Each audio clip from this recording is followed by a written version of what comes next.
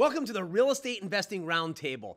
This is where we do real interviews with real active investors that's completely uncut, uncensored, showing you the things that I wish I had seen over 20 years ago when I got started. I'm your host, Rob the House Guy, and today is a little bit of a different spin. We are talking about getting started. Our guest on the show today, we have Shamika Jackson, which is a veteran of what, about 4 years? 4 years. And Dave Pollock, which is a brand new investor that's just getting started. Welcome, guys. Thank you. Welcome.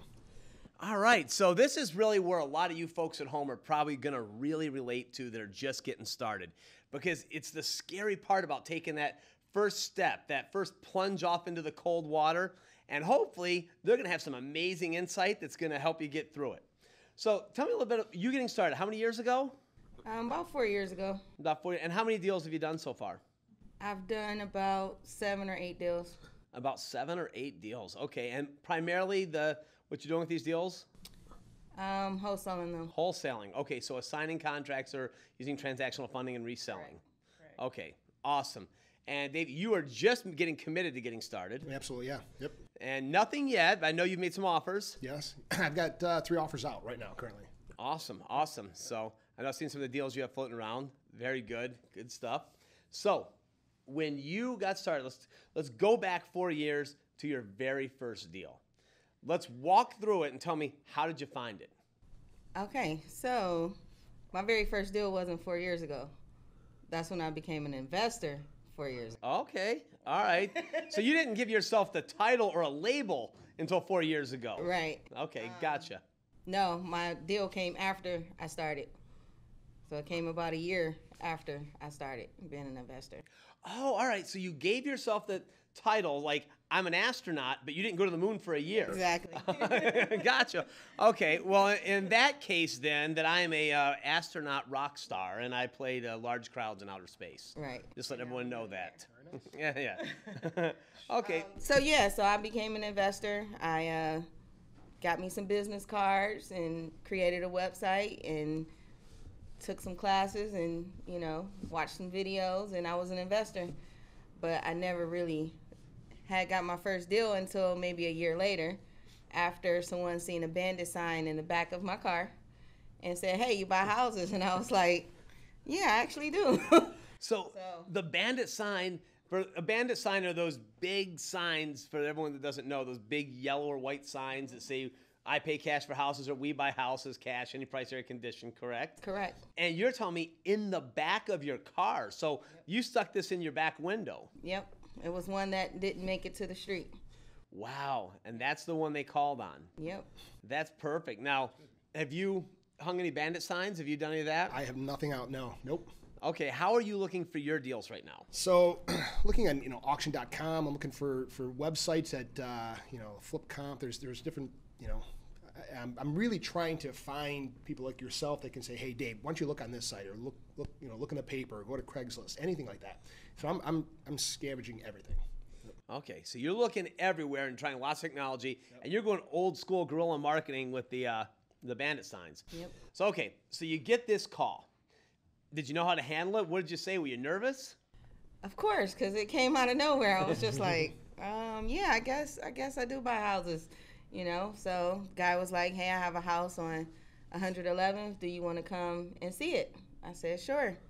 So it took me about 3 or 4 days to muster up enough courage to actually walk in there, and, I had this paper from Rob the House Guy that was like a check off list, and I was like, let me go in here and just check it off. Right. So I went there, and the guy actually wanted like $28,000 for this house. Mm-hmm. I did some research, and the highest house was like $8,000 had sold in the area.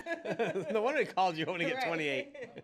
And so I was like, the most I could do here is about $15,000, which was probably the biggest mistake. Yeah, but still, so you noticed it was $8,000, and you went ahead and took the plunge and said, "I'm going to give you almost double what they're going for in the area, but about half of what you want for it." Right. Okay, He's nice like, compromise. No way.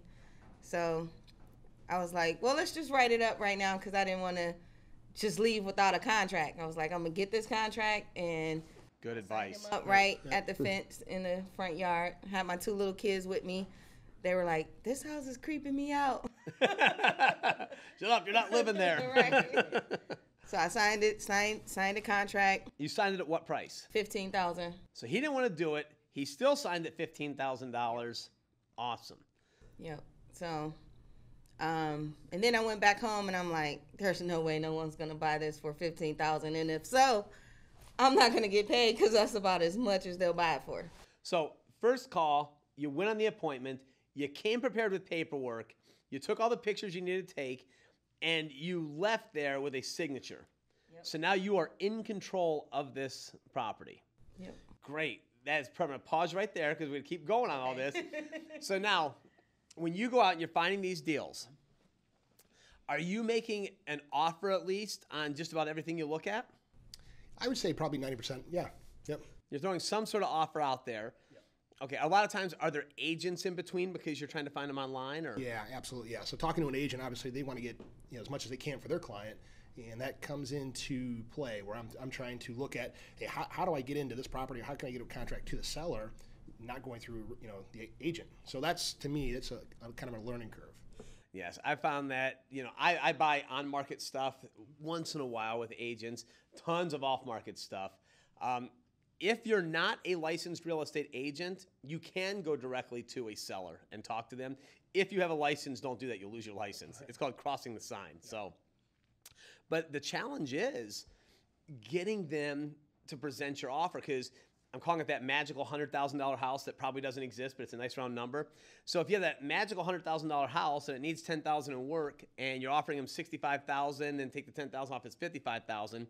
A lot of agents are going to have a hard time presenting that. For sure.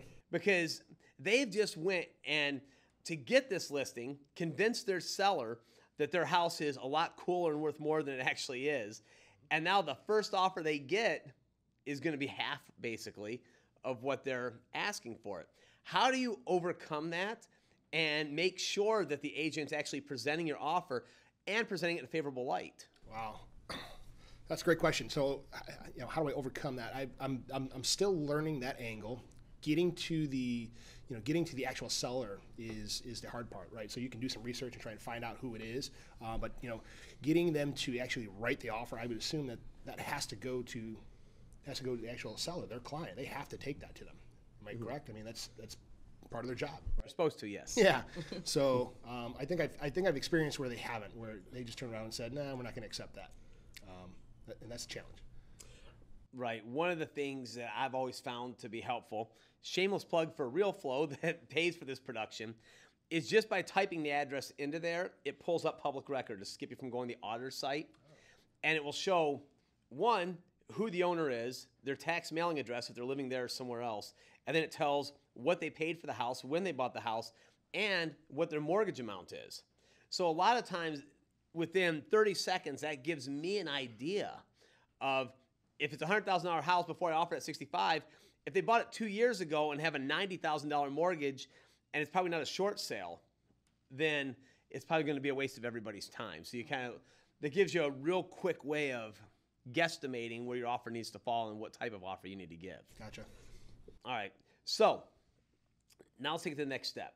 You have this contract and you don't know what to do with it. You have these pictures. What did you do next?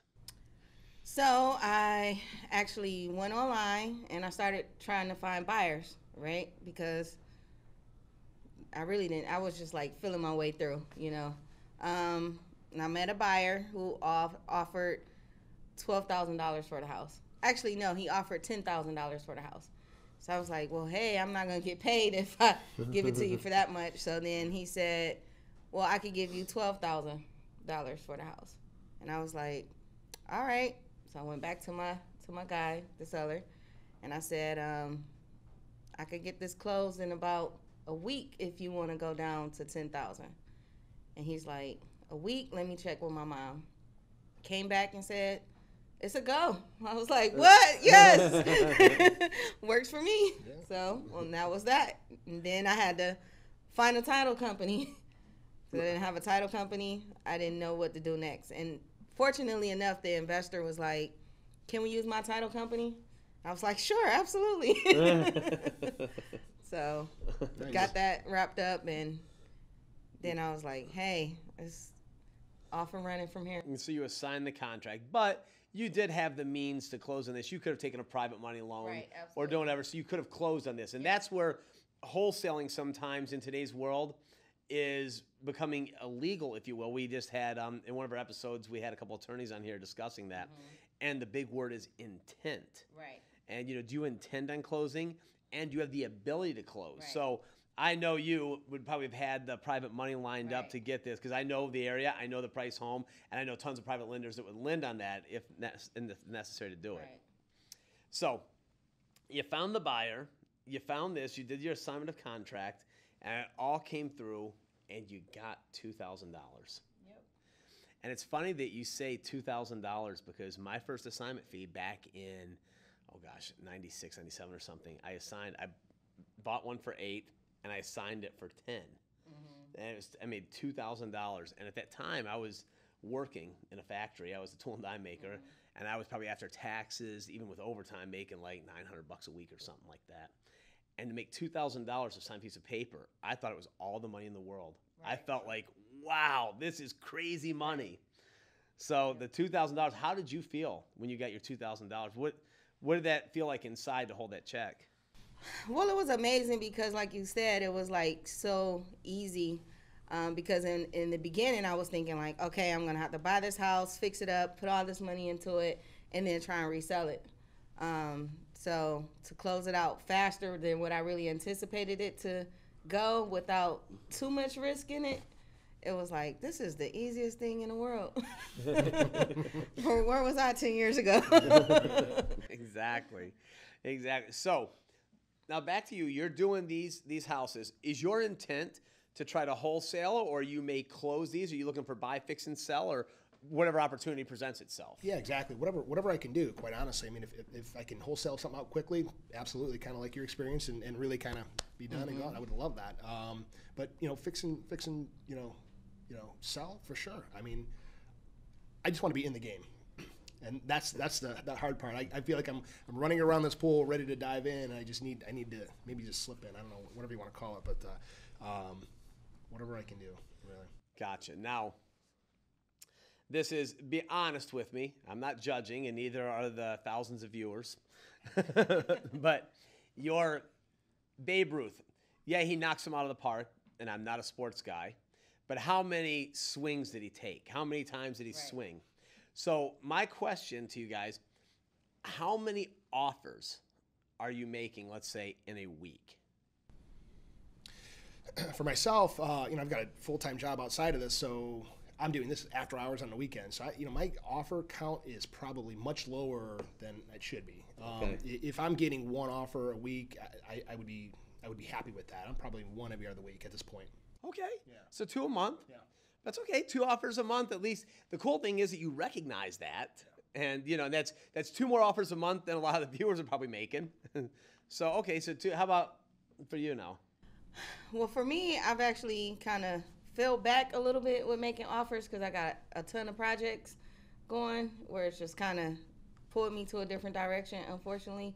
But, I mean, I was making offers 3 and 4 a week, 5 a week, because the more offers you make, the more deals you close. So, even if I just had to throw something up and it didn't stick, I was just like, I met somebody who want to sell a house. This is my offer. They decline it. On to the next.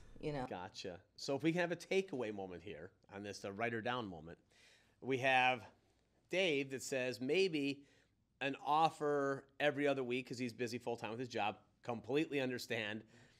And we have Shamik over here that says, I was a machine putting a lot of offers out. She's had 8 deals closed. He's trying to close his first one.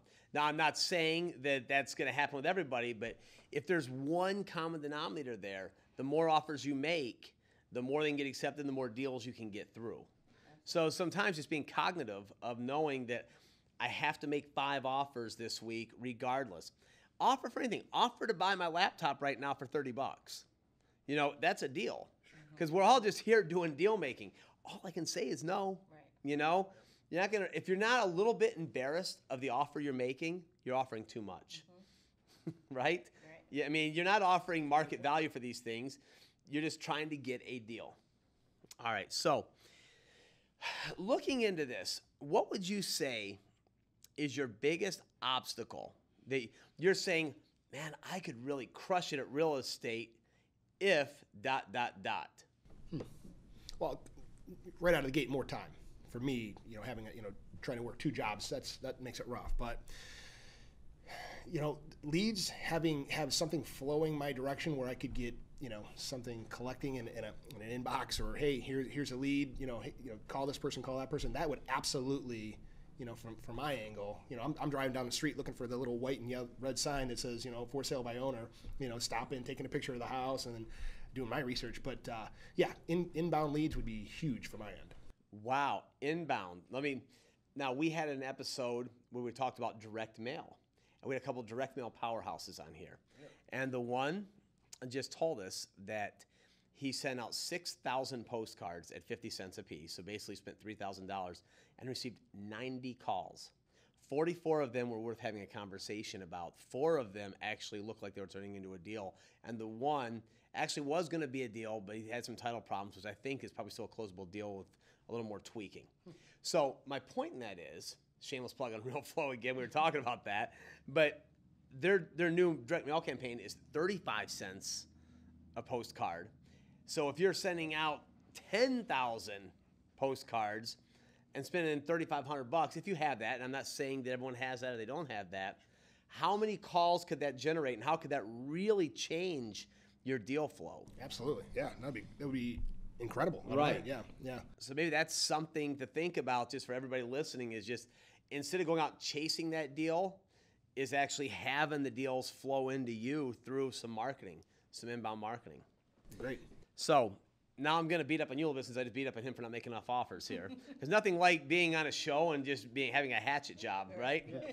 So you've just told me you've done 8 deals, you've made money, you're doing well, and now something has distracted you and pulled you away from this. What distracted you from a profitable business that's working and making money?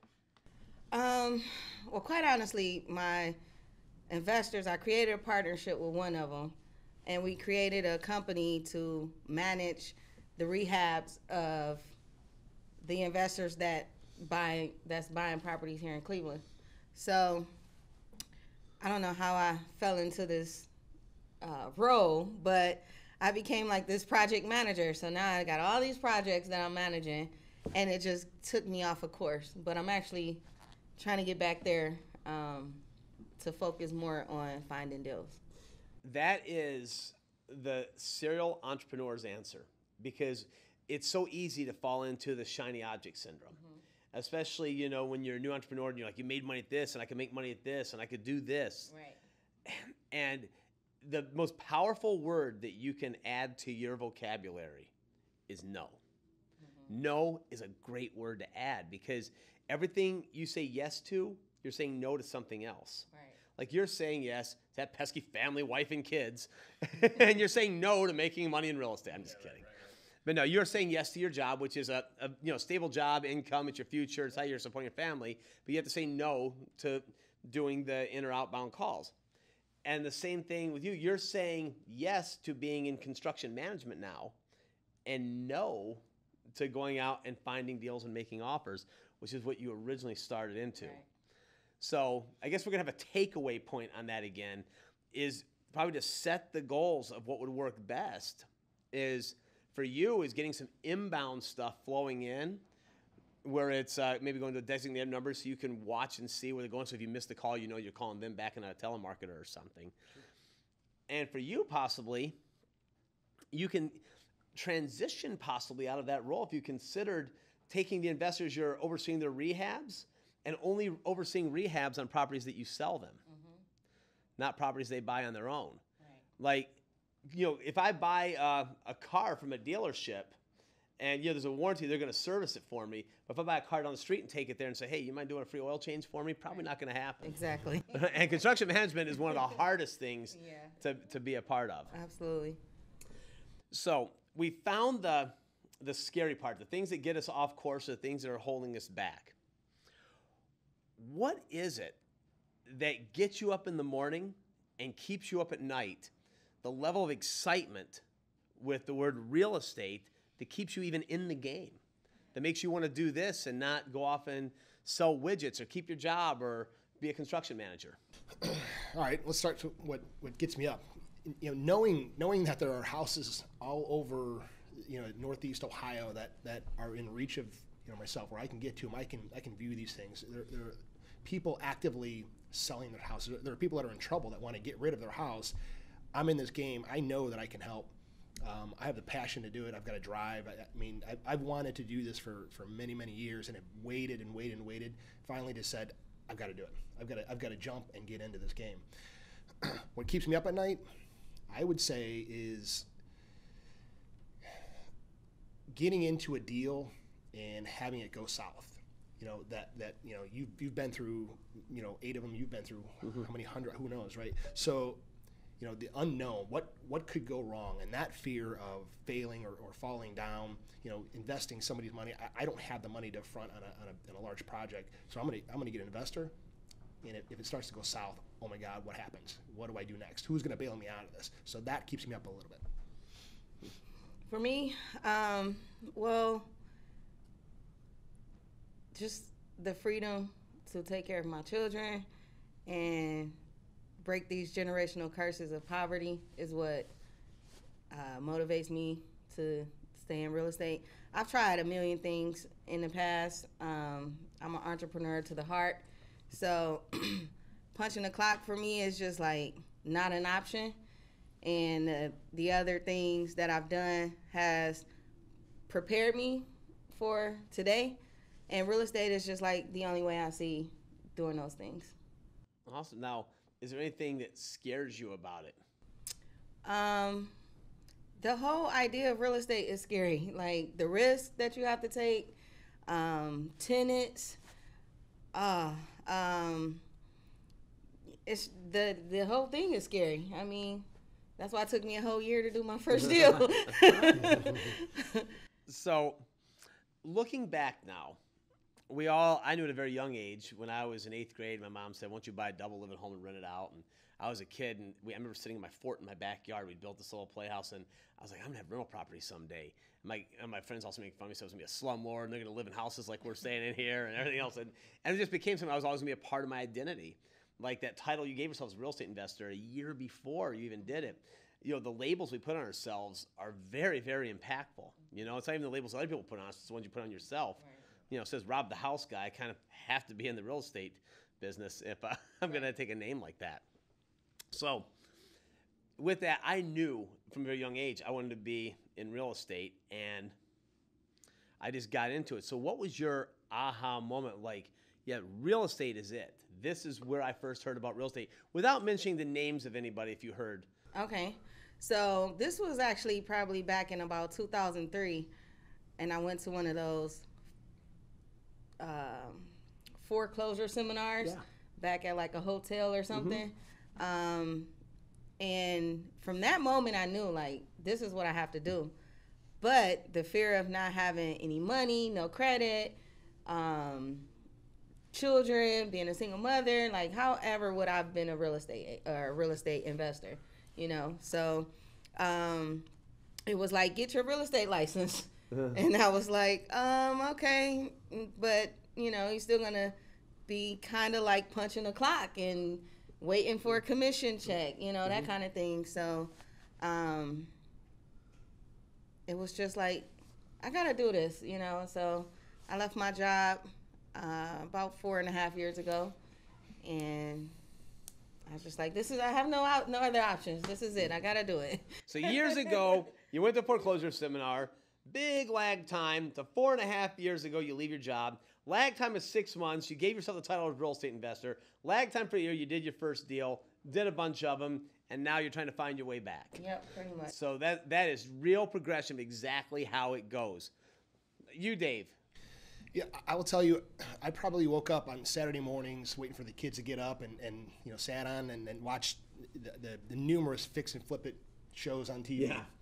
And I'm intrigued by the construction of it and how they're turning deals. And there's a few of them out there that really walk through the process. And it just, sat and ate away at me like, that is not that difficult to do. It really seems easy, right? How, okay, somebody's selling something, you buy it, you make it a little bit better, and you sell it for a profit.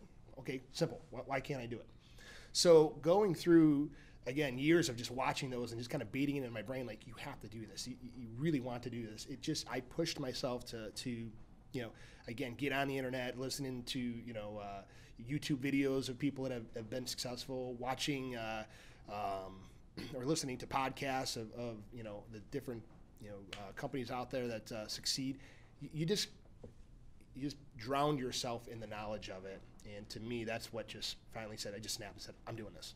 Wow. Awesome. Yeah, I know those fix and flip shows have gotten a lot of people involved in this. We've had some of the stars on those shows on the show here and talked about it, and it's very Hollywood driven. I mean, as a project manager, Right. really being into it, you're like, wait a minute, this is nothing like I saw last week. It's like, where are my guys? They didn't even show up today. Exactly, right? Yeah.